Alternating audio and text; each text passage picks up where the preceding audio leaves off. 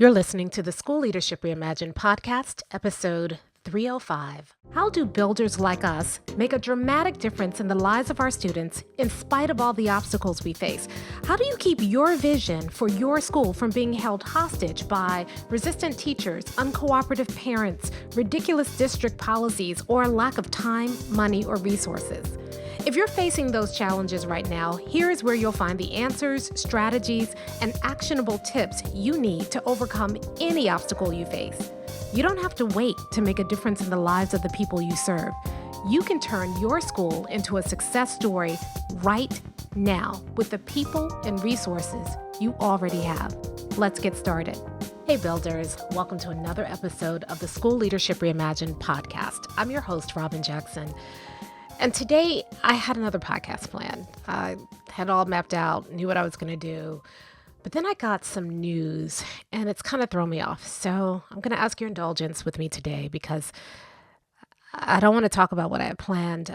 You see, I got some news that one of my mentors, Merv Sims, is dying. And it has, it's thrown me off for today. And so today I'd love to talk about mentorship and what it's meant to me.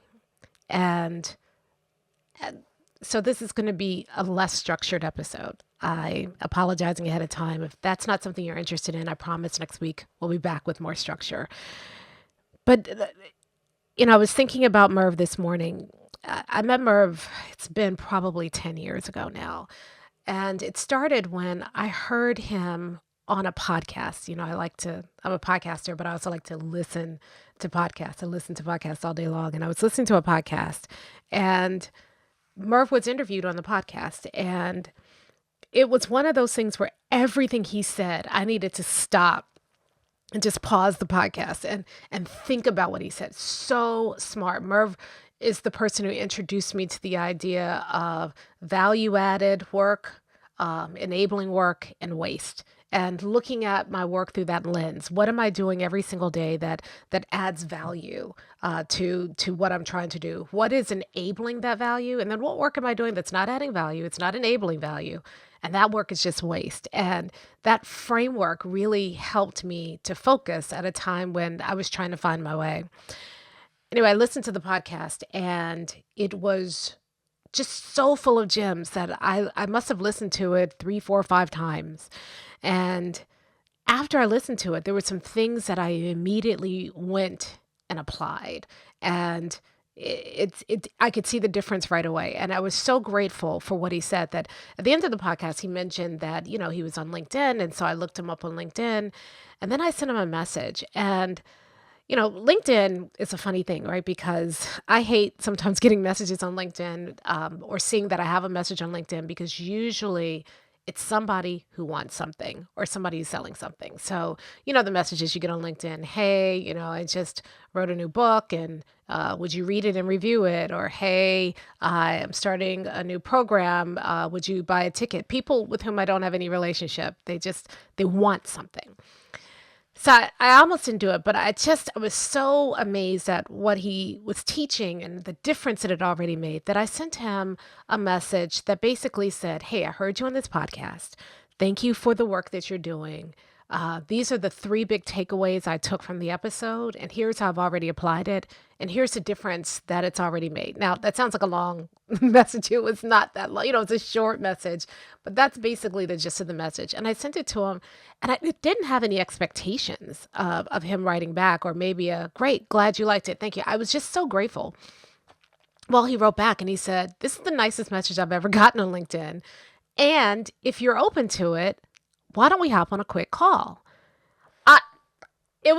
Look, if Beyonce had sent me a message, I would not have been more excited. I couldn't believe it. And so I wrote back right away. Great. When do you want to do it? And he gave me a time. I dropped everything I was doing and I got on a call. Now he was in Nova Scotia, Canada, and did not matter, right? I wasn't thinking about how much his call was going to cost. I just wanted to talk to him. So I called him at the time he said. And he was so nice. He asked me about what I was trying to do, and we chatted. And again, I just told him, how grateful I was for his work and how intrigued I was.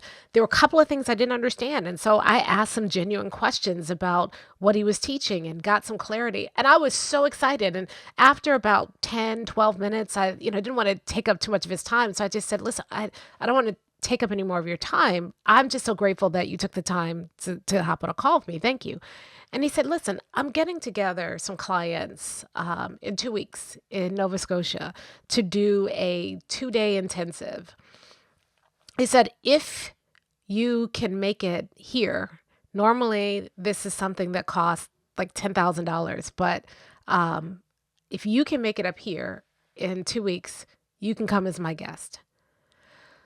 Y'all, I dropped everything. I cleared my calendar. I didn't necessarily have the money to buy a plane ticket to Nova Scotia and book a hotel room to Nova Scotia, but I knew this was an incredible opportunity, and he was so generous to offer me this opportunity. So 2 days later, I sent him a note and said, I'll be there. Thank you. And then he said, "Oh, wow. Okay, well, if you're going to come, why don't you come a little early and we can have lunch before the event since you're coming anyway." And I said, done. And I booked a flight, and, it was hard getting a flight, but I got one. It was expensive. I didn't care. I just, listen, I looked under the couch. I found all the spare change. I said, I'll eat beans for the next month. I will be there. And I got there. And he was so nice. And so when I got there, I let him know I was there, and he had lunch, and he asked me more about what we were trying to do with Mind Steps. And he was just so encouraging about the work, and so and what we were trying to do. And I was telling him the challenges that we were facing, and he just was giving me some great advice. So happy. And then I went to the workshop for the next 2 days, and I sat in the front row. I mean, I was such a nerd, right? I sat in the front row. I took a whole notebook full of notes. I met other people who were in different businesses and talked with them.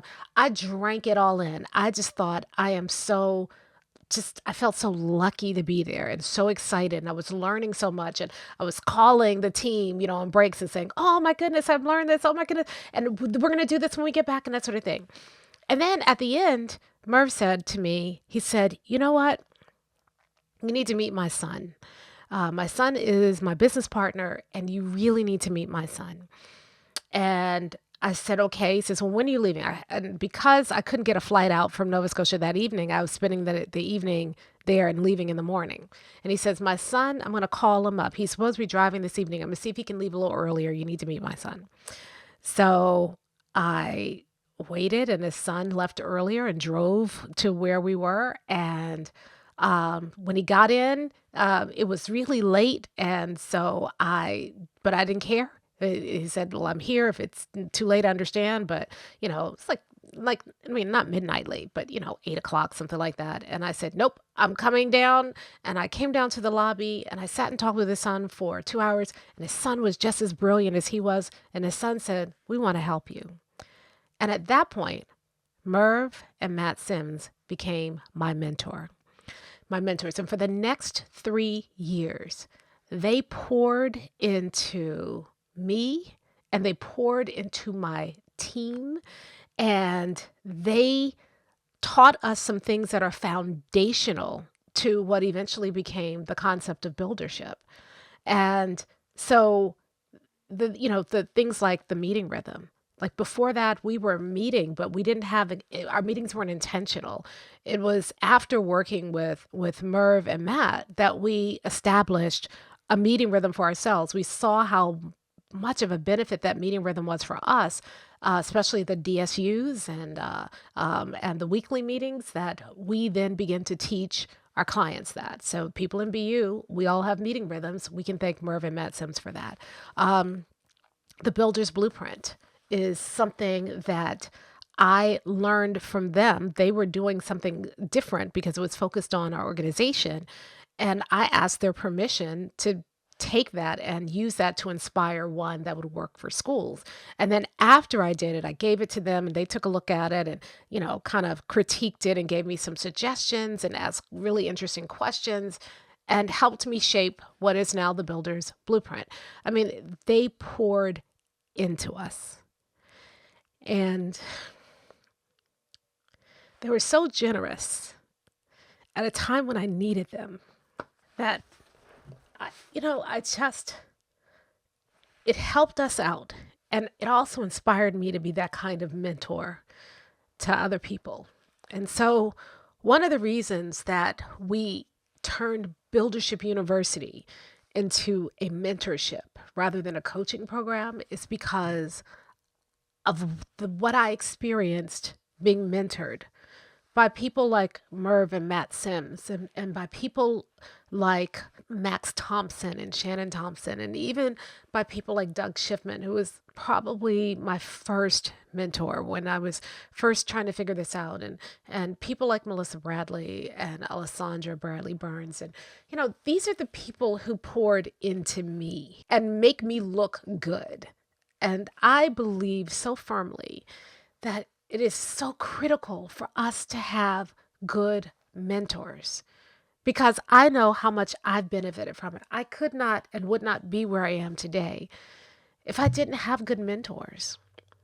And so when I tell you, you need a mentor, I'm not just telling you that because I want to sell you a slot into Buildership University. I'm telling you that because none of us can do this work alone. None of us can figure this out. The work that we are trying to do as builders is so big, so vast, that it's a lie to think that you can do it by yourself. And the challenge for us as administrators is that a lot of times we're the only one in our building. And so it's us, and then it's everybody else. All the other teachers have other teachers to hang out with. We're the only principal, or we're one of 3 administrators in the building, or one of 2 administrators in the building. And that positioning of us being the only ones often makes us think that we have to do it by ourselves. What makes it worse is that when we go to our principal meetings or our assistant principal meetings or, the big district admin meetings, everybody else there is posturing and competing. I know we're not supposed to say that, but it's true. We go to those meetings and everybody is bragging about what they're doing. And if you're an assistant principal, everybody's looking at you as their competition for the one open spot in your district for a principalship. And you're all kind of interviewing for the same thing. If you're a principal, it's almost like the district pits you against each other, right? They rank your schools. And so you're looking and saying, oh, I'm number 5 and that person's number 9 in the district, but that person's number 1 in it. It seems like we can't be truly vulnerable with our colleagues. We can be collegial and nice, and we might even have like a principal bestie in the district, somebody we kind of call after the meeting and go, girl, whew, or dude, did you see? Maybe we have that person. But for the most part, we're by ourselves, and we're trying to figure it out all on our own, but you can't do this work by yourself.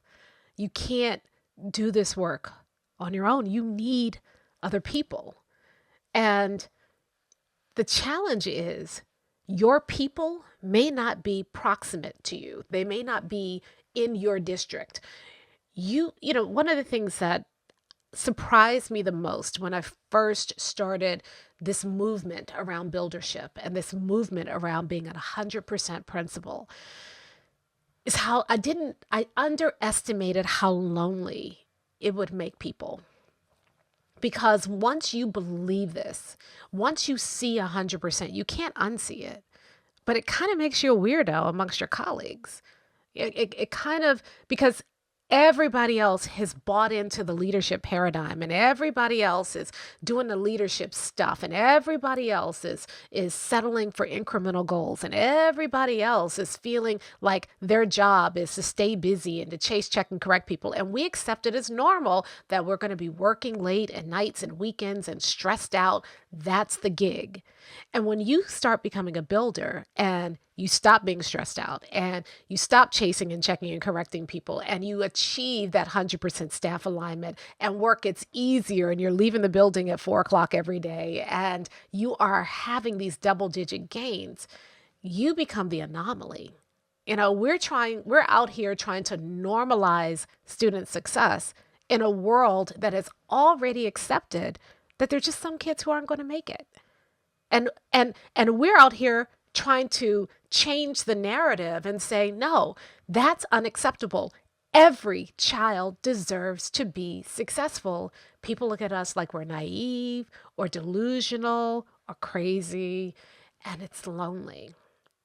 And if you're around that all the time, the message that you hear is that there's something wrong with you rather than maybe there's something wrong with a system that accepts failure. And so you need people. You need to be around people who believe like you believe, people who don't think you're crazy, people who speak the language that you're now speaking. If you don't, it's going to demoralize you. If you're not being very intentional about being around people who believe in you, you are going to start to lose grasp of that vision. That vision, you're going to start to question yourself. And so you need to be around people who believe like you. And then there's this other thing, right? People always say, I can't believe you have a mentor, right? Because I'm mentoring so many other people. We all need mentorship. We all need people who not just believe in us, but guide us. Yeah, I believe with all my heart that everybody needs mentorship. Everybody needs somebody who is going to show them the way. And, when I've been very blessed, every time that I've needed a mentor and I've been praying, like, I don't know what to do, God has put somebody in my life who has been there for me, shown me the way, been a good mentor to me. I've been very blessed that way, but I'm not the only one.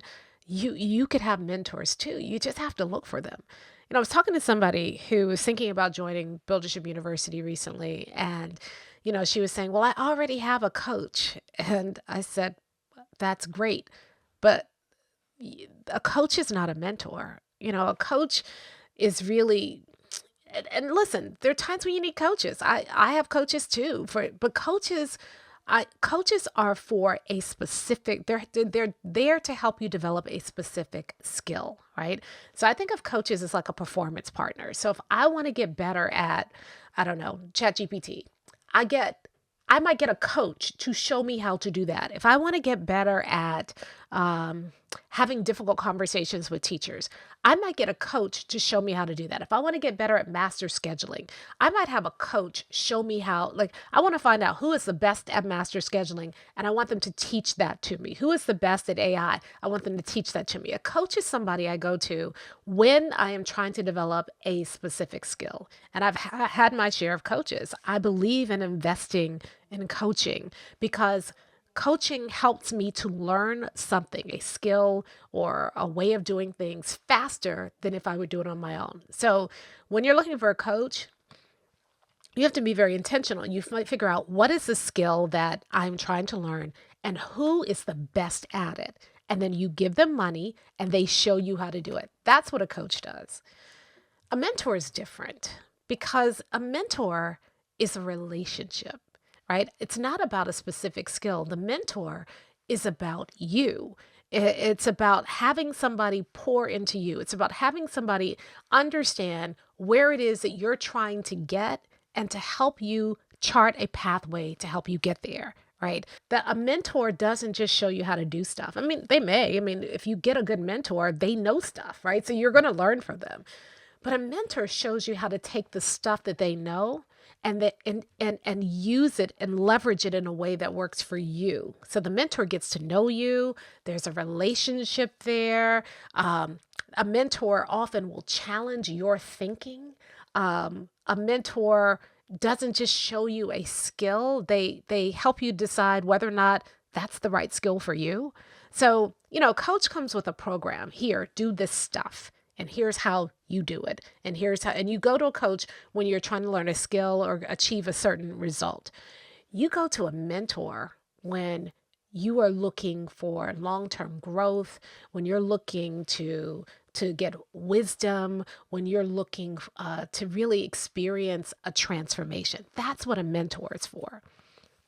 And the mentors in my life have been that for me, right? It's not just that with Merv, I went to him and he taught me the things that I told you he taught me. He taught me those things as a part of helping me to build this idea. Do you know that the buildership model, I first sketched that out when I was in Nova Scotia working with Merv and Matt.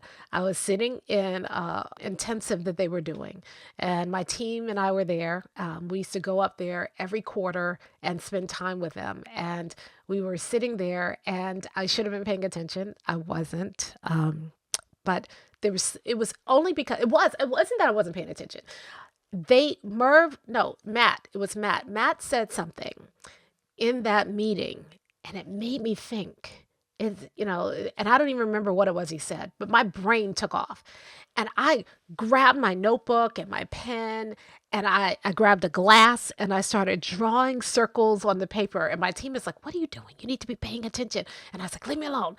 And there was this flash of insight. And when I finished, when we got to the break, they were like, "What were you doing?" And I'm like, "I have it. This is the buildership model." I was just thinking through the buildership concept, and it was something about being in that room. And again, I don't remember what he said. He didn't tell me, go build a buildership model.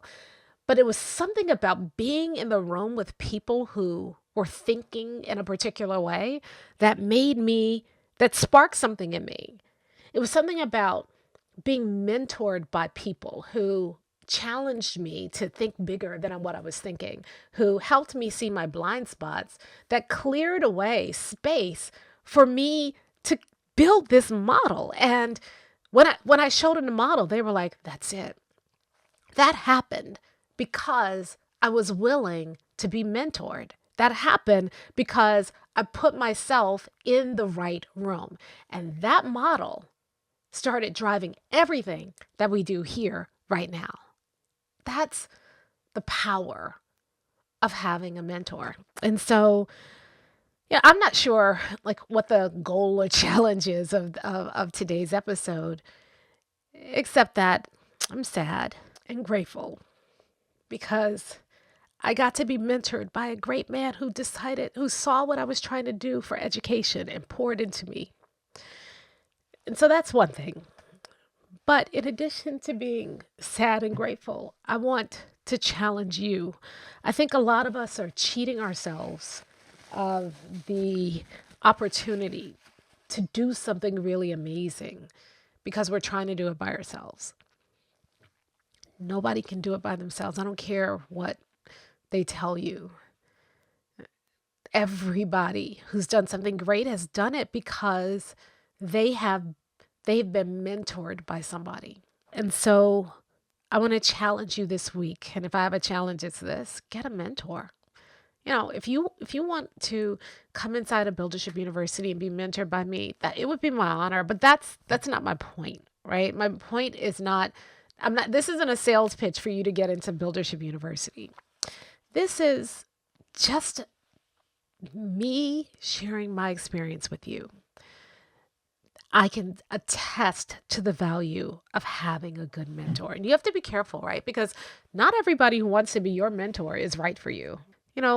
Choose your mentor wisely. Choose somebody who is going to pour into you. Choose somebody who's going to believe in you. Not everybody, sometimes people want to mentor you because they want to be called a mentor, but not because they want to pour into you.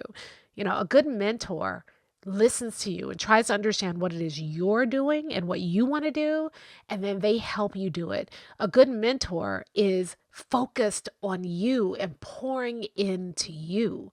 You got to find that person, not somebody who just wants to, have followers. That's not a mentor. A mentor is unselfish. A mentor is not trying to get you to do what they want. They're trying to help you achieve what you want. That's the difference, right? So finding somebody to do that, really, really important.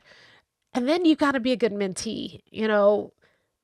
The reason that I was even able, that Merv was even willing to start pouring into me was because I was hungry to learn, because I was asking questions. People come to me and said, "Will you mentor me?"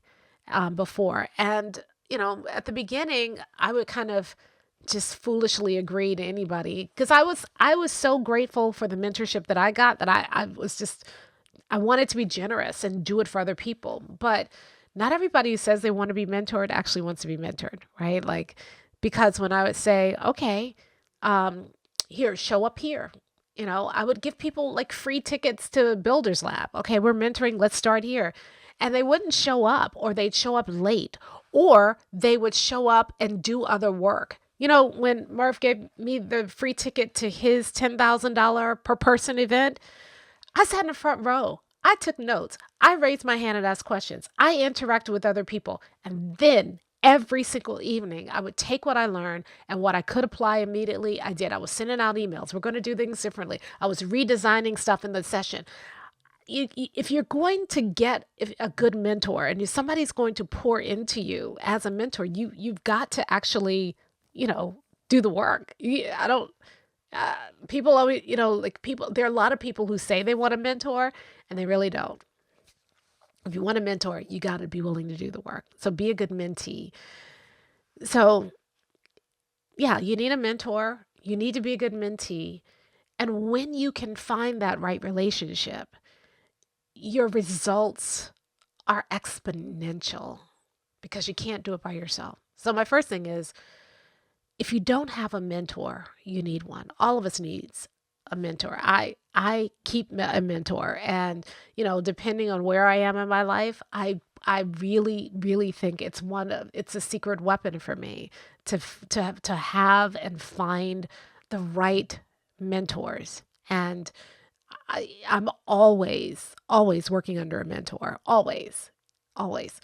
At least that's what I try to do. So I'm encouraging you to do that too. And, if you can't find one, that's why we have Buildership University. You always can come in, and I'll be happy to be your mentor. But again, this is not me trying to get you to be you. I'm just telling you, you need a mentor. And if you can't find one, we're here for you. The second thing is you need to put yourself in the right rooms. I did a whole podcast about, who's in your ear, and you got to be careful who you're listening to. But, I was thinking about Merv this week and about how many breakthroughs I had because I was just in the right room. I was around the right people. Like I said, the buildership model came not because they were teaching about it. They weren't even teaching about it. I just was in the right room where I could be around people who sparked my thinking, who inspired me, who, because of the conversations, it freed me up to be able to think bigger.